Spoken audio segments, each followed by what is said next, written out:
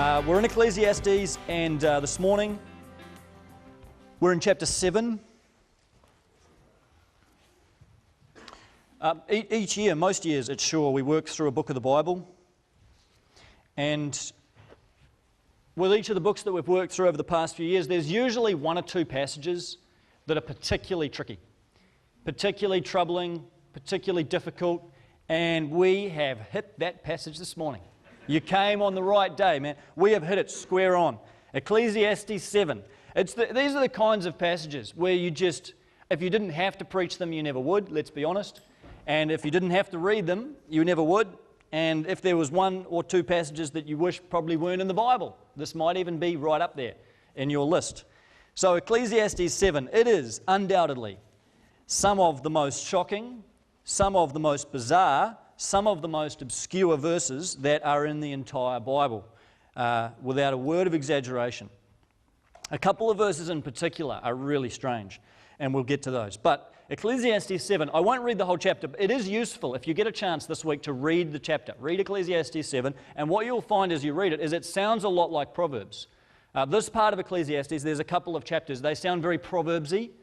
There's not a long flow of prose. It's more like just a snippet and then a snippet and a maxim, sort of this little saying, a little proverb for life, da-da-da. And so it just kind of hops along like that. But the thing that you notice with Ecclesiastes as opposed to Proverbs is that Ecclesiastes is just depressing.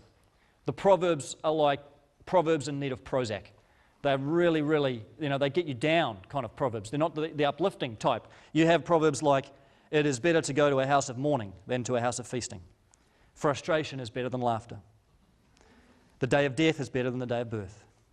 The heart of the wise is in the house of mourning. I mean, this is not the chapter you read if you're after a pick-me-up. It's tough. It's difficult. There's definitely some uplifting stuff here, but as a whole, this is not particularly encouraging stuff. But really where it gets shocking is down towards verse 16 and 17. Let me just put that in context for you, and we'll read it from verse 13 in chapter 7. Consider what God has done. Who can straighten what he has made crooked? When times are good, be happy.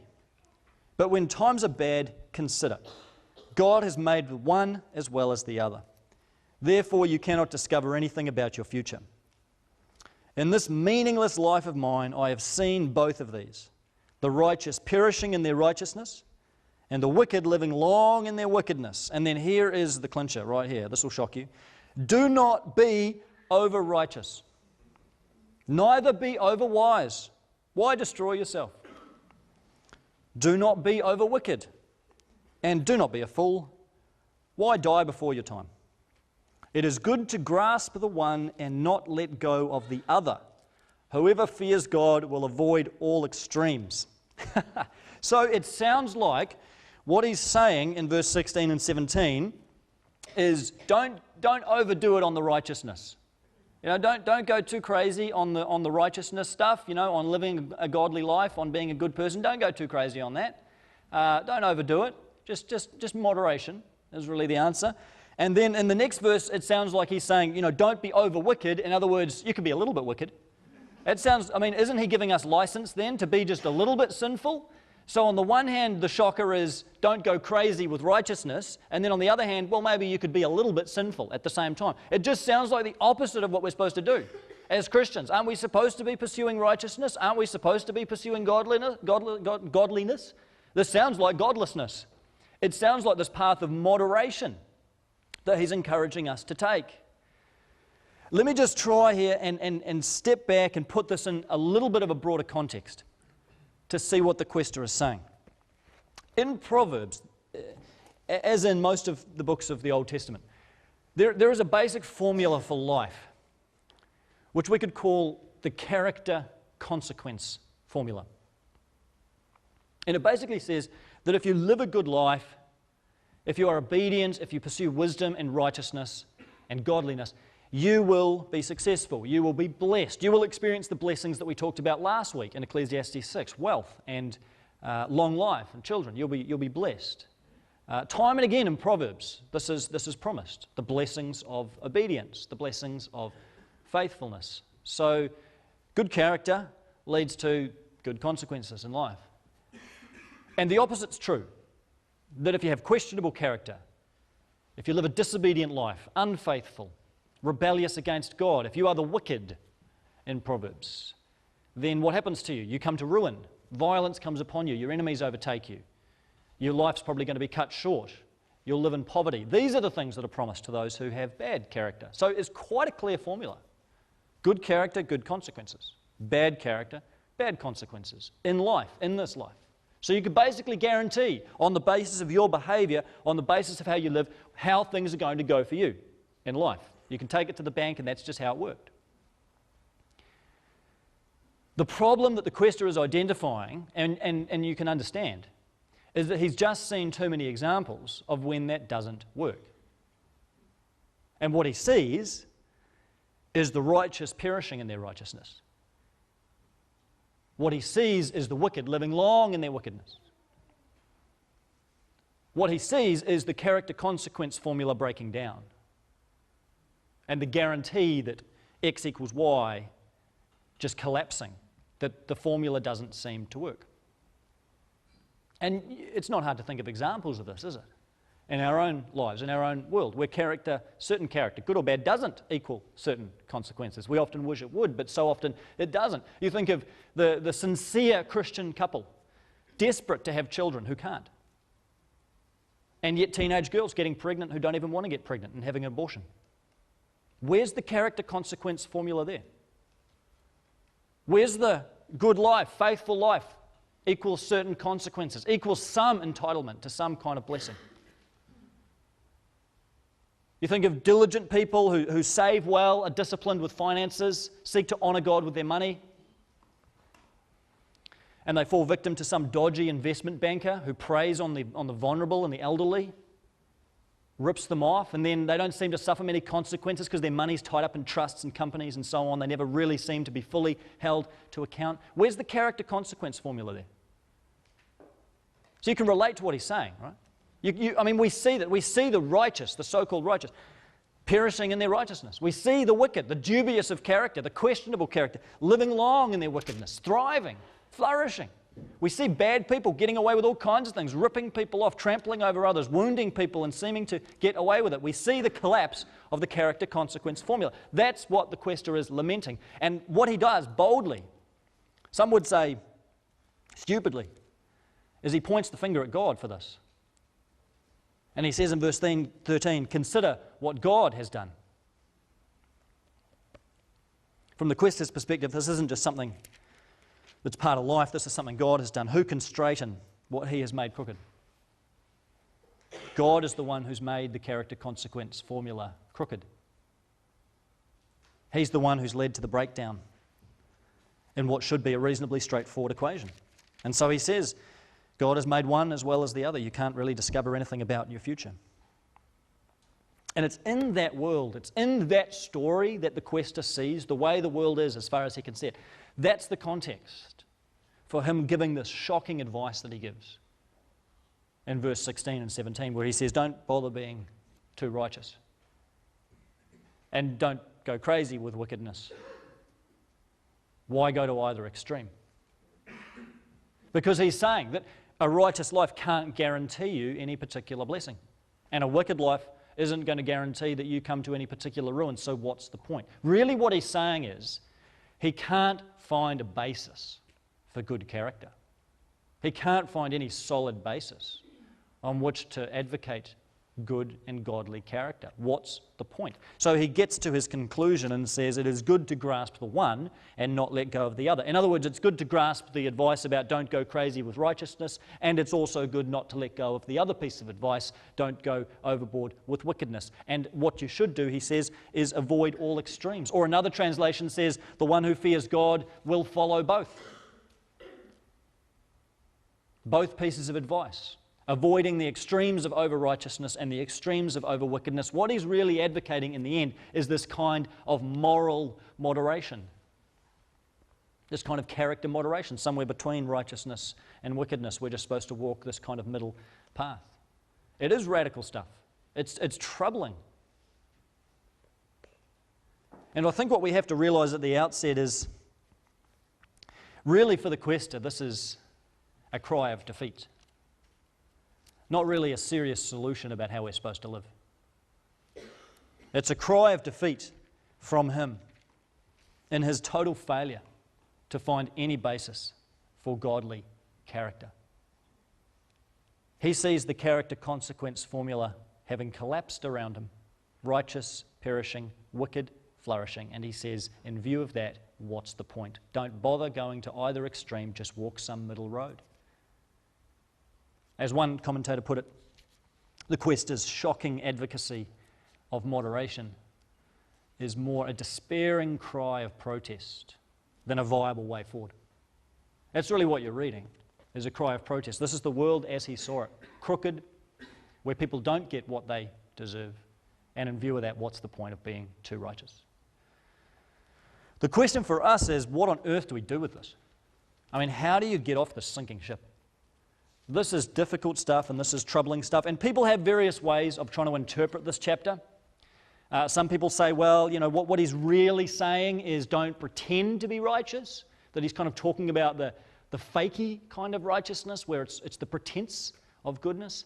But to be honest, it's clutching at straws. It's not really the way that word is used. It simply means don't be too righteous and don't be too wicked. And all I can suggest we do, honestly, with a passage like this, is that we do what we've tried to do throughout the whole series on Ecclesiastes, and we ask, what does this mean in view of Jesus? What does this look like in view of the life and death and resurrection of Jesus? That's really what we should be doing the whole way through. That's really what we should be doing every time we open our Bible, is asking, what does this mean in view of Jesus of Nazareth? And so let's try and put it in that broader context and see what light gets shed on this otherwise troubling and problematic passage. Keep your finger in Ecclesiastes and flick over for a minute to Isaiah 53.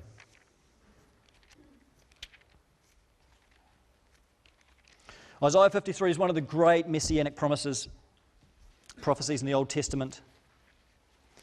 Prophecy about Jesus, in particular about Jesus' death and his suffering and its purpose and its result. But look at just verse 9 of Isaiah 53 and think about this verse in relation to the character-consequence formula, character and consequences. Verse 9, he was assigned a grave with the wicked and with the rich in his death, though he had done no violence, nor was any deceit in his mouth. So what kind of character did Jesus have? If you just look at it particularly in terms of this character-consequence formula, what kind of character did Jesus have? Obviously the righteous character, the perfect character. Done no violence, no deceit found in his mouth. He was on the right side of the character equation. And yet what are the consequences according to this chapter and according to this verse? He was assigned a grave with the wicked. Not with the righteous, but with the wicked. So if you look at Jesus' death just purely in terms of the character-consequence formula, what you see is the total breakdown of that formula. What you see is the one of the righteous character, ultimate righteous character, getting exactly and precisely what the wicked deserve, what the unrighteous deserve. Really, Jesus' death, from one perspective, is the ultimate example of Ecclesiastes 7. It's the ultimate example of exactly what the quester saw, the righteous perishing in their righteousness. That's what happened on the cross. Before we get to talking about the benefits of the cross for us, we need to see it as the ultimate example of human injustice. The ultimate example of the character-consequence formula breaking down. Here is the supremely righteous man. If anyone deserved blessing, it was him. And yet he gets assigned a grave with the wicked and experiences the ultimate consequence of wickedness, death, suffering, and brutality. It's the reversal of this formula. The whole character-consequence formula came crashing down at the cross. It's Ecclesiastes taken to an extreme.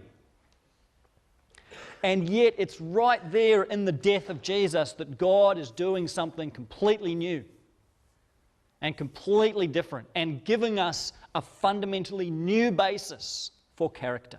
Not the old character-consequence formula, but something new, something that centers around Jesus. And there's a hint of it even in Ecclesiastes, even in this chapter.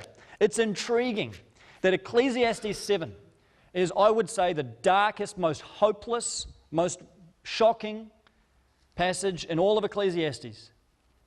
And yet right there is the one verse that's quoted in the New Testament out of Ecclesiastes. Only one verse in Ecclesiastes is ever quoted in the New Testament, and it's Ecclesiastes 7:20. Just 2 verses on from this crazy stuff the quester is talking about. Verse 20, indeed there is no one on earth who is righteous. No one who does what is right and never sins. Does that sound familiar to any of you who have read Romans? This is, you get to Romans 3, and Paul quotes this verse more or less in the sweeping statement he makes about the sinfulness of humanity in Romans 3:10. There is no one righteous, not even one. There is no one who understands. There is no one who seeks God. All have turned away. They have together become worthless. There is no one who does good, not even one. Paul's quoting that very verse from Ecclesiastes to show us that all of us have sinned. And really what he's saying is, and what the quester himself is saying, is that we have all experienced terminal character failure. None of us are on the righteous side of the character equation. None of us are on the good end of that. See, we can talk, in a relative sense, you can talk about being a good person. In a relative sense, you can talk about humble people, faithful people, hardworking people, diligent people. In a relative sense, compared to one another. But in an absolute sense, we can't. Because in an absolute sense, none of us are righteous. None of us have good character. Our character is shot through with sin and selfishness and the corruption that comes from just a self-centered life.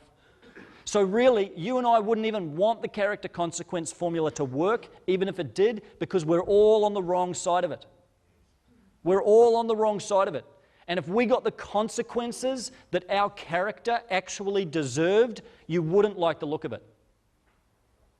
You can look around the room and feel like you're doing well and feel like your character is okay because you're more honest than that person and you're more hardworking than that person. But compared to the image and glory of God, which is the context Paul gives us in Romans 3, compared to our role as image bearers of the divine glory, we have fallen woefully and miserably far short. And Paul doesn't say this to condemn us. He says it to show us our need of a Savior. He says it to lead us to Jesus, because Jesus has provided for our character failure.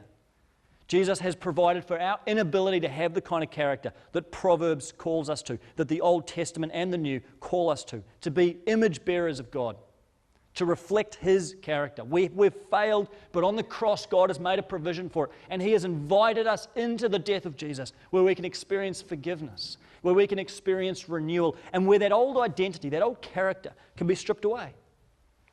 Like a cicada shell just falling off us. That old identity just gone at the cross. The old self, the old me, completely decentered. I lose my identity at the cross. I lose that sense of who I am. I share in Jesus' death, and in so doing, my old character is completely stripped away. And then we participate in the resurrection of Jesus, where we receive an entirely new identity with new possibilities for a new character. We share in the resurrection of Jesus, and there we gain a new identity that's completely consumed in Christ. It's completely wrapped up in Jesus, completely enveloped in Jesus. It's no longer you and I that live. It's Christ. We're living in Him and He's living in us. Our identity is completely consumed in Him now. And that opens up brand new possibilities and a brand new basis on which we can build character, on which we can pursue character. And the great hope of the resurrection is this, that one day God is going to bring about a day here on earth when the world that the quester saw is going to be no more. That one day there will be no more righteous perishing in their righteousness.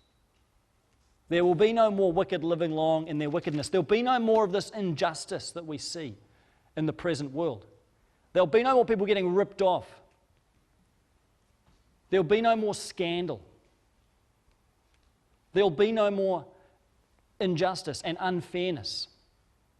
There will be equality. There will be peace. And righteousness will prevail at last.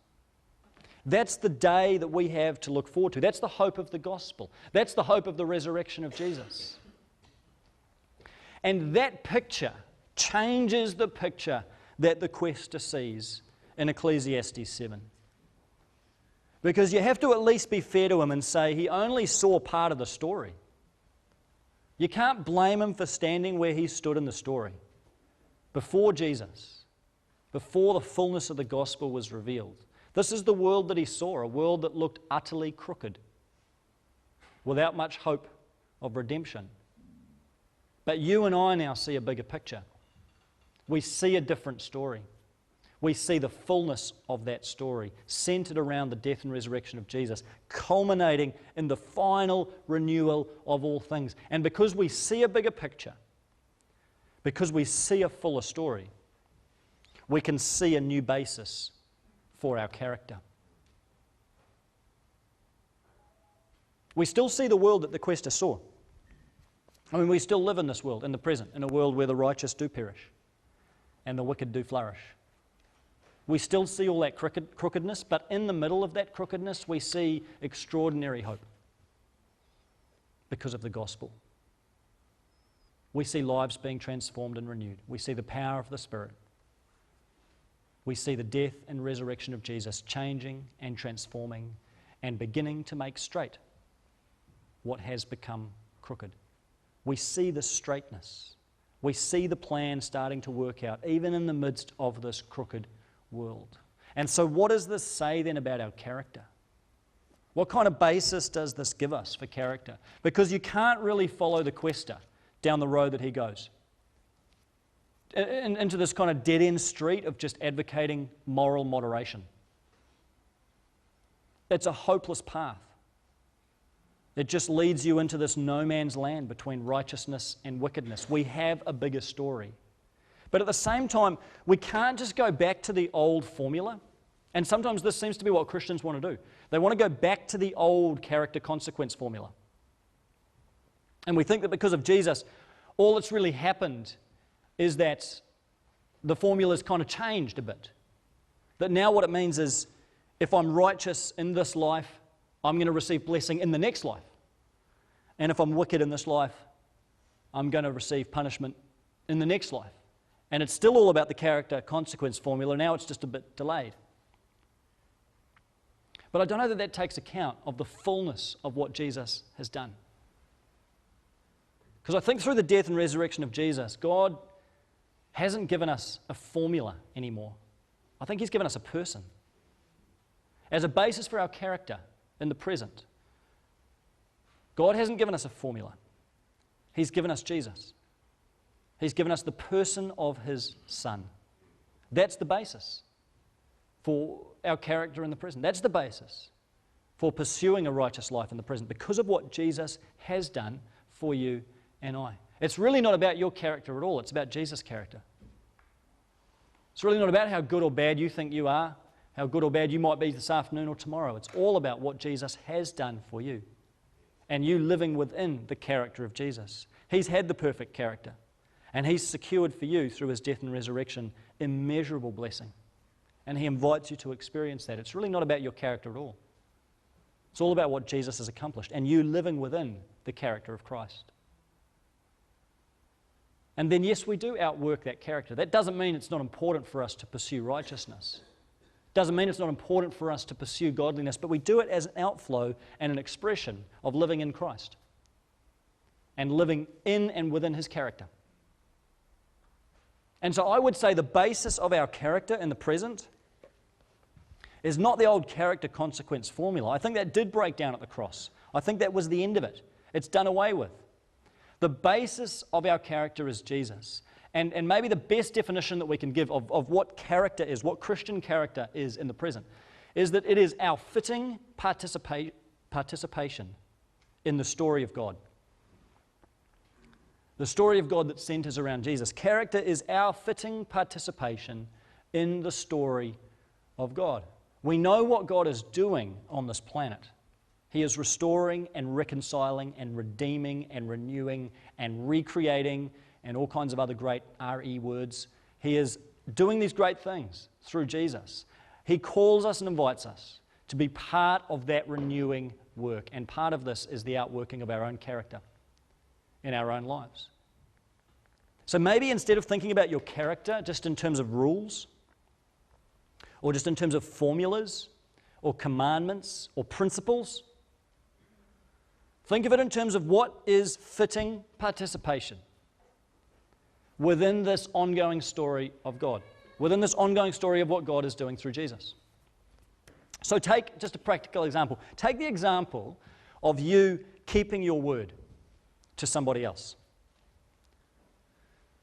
You commit to somebody that you're going to do something. Commit to a team of people. That you'll show up at a certain time, that you'll fulfill certain responsibilities, that you'll get a project done within a certain time frame, that you'll do things to certain expectations. You know, we make these commitments. We give our word to another person, to a group, to a team, to a ministry, to whoever. We make a commitment.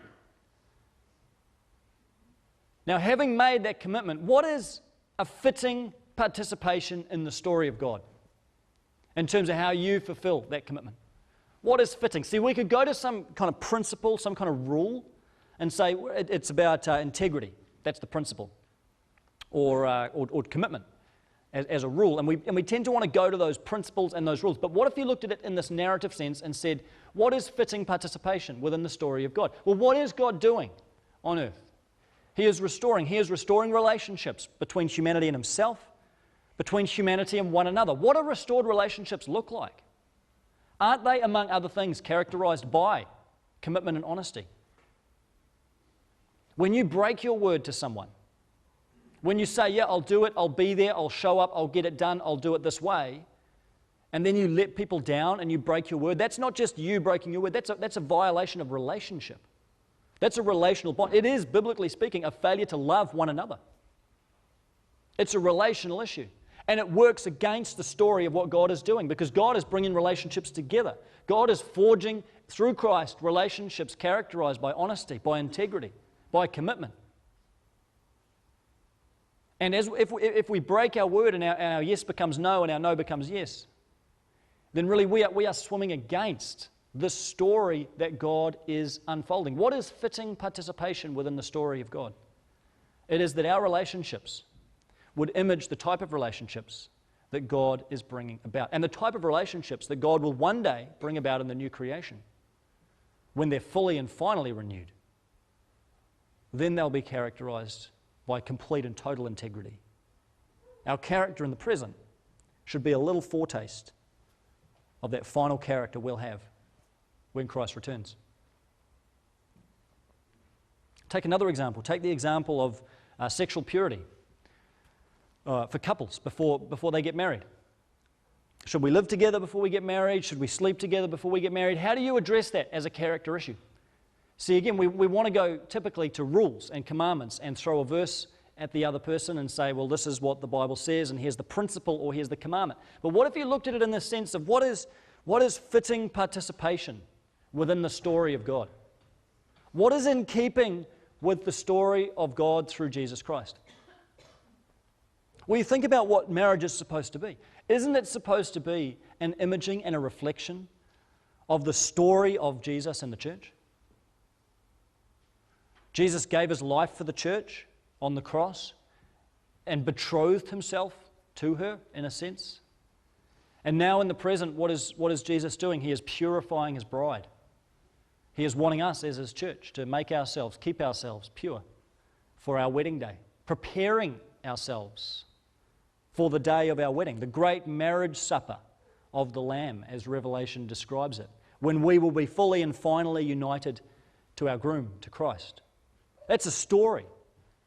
And God intends marriage between those people that follow Him to be a little reflection of that story, so that in the marriage relationship we're testifying to the reality of what Christ and the church look like. And that calls for purity in the present. That calls for a faithfulness to marriage, that we keep ourselves sexually pure outside of marriage. Because in so doing, we are testifying to what Christ is doing with and through and in the church in the present, keeping the church pure in preparation for its final wedding day. See, again, we can appeal to the story of what God is doing as a basis for our character, rather than just a rule here and a commandment there, which can tend to exist in isolation. So I would say that ultimately we can take some things out of Ecclesiastes 7, but maybe not the whole lot. That we can, with the quester, despair and lament over the injustice of life. That no matter what kind of character you have in this life, even as we participate in the story of God, it's no guarantee that things are going to go well for you. You can participate in God's story through humility and hard work, and still get muscled out of the way by some colleague clamoring for more attention from the boss. That's still going to happen. You can be faithfully devoted to Christ your entire life and still get terminal cancer. There's a sense of injustice with that. It's hard to understand and it's difficult to explain. But we have to accept that the character consequence formula is gone. There is no guarantee that a righteous character in this life is going to lead to certain blessings, certain protections, or certain provisions in this life. But what we do know is that even in those times when we might be wounded by life, hurt by others, and afflicted, that even in those times of dying, we experience a resurrection. We experience some form of rising because our character is forged in those times. That we experience this inner renewal, that real strength comes in weakness, and real power sometimes is manifest in defeat, and real honor is shown in shame, and real wisdom is displayed sometimes in foolishness. It certainly was on the cross. Would it be any less in our lives? It's the nature of Christian character. It's dying and rising. It's death and resurrection together. Paul certainly found that in the passage that Ryan read out.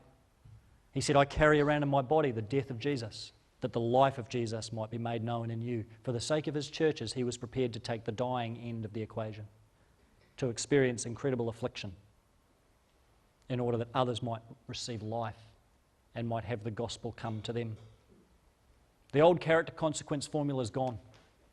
There is no guaranteed blessing for good character. But there is a new basis for our character. Not a formula, not a rule or a commandment, but a person, Jesus Christ, and the story of which he is the main event. And so I would suggest that just day by day, in the big and small decisions that you make around your character, ways of thinking, ways of speaking, ways of treating others, that maybe we learn to ask, what is fitting participation in the ongoing story of God? What does it look like for me to be moving with the flow of the story? Walking in line with where God is taking the story? And what kind of character is going to best enable me to participate in the renewing work that God is doing on earth right now through Jesus? That's the basis of our character. Can we pray?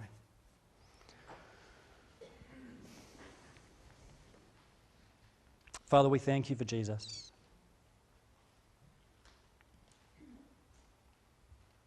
And we thank you that He is the one who gives hope to these hopeless, seemingly hopeless verses in Ecclesiastes, where there just seems to be no reason really to pursue righteousness, no real basis on which to pursue good character. We thank you for Jesus.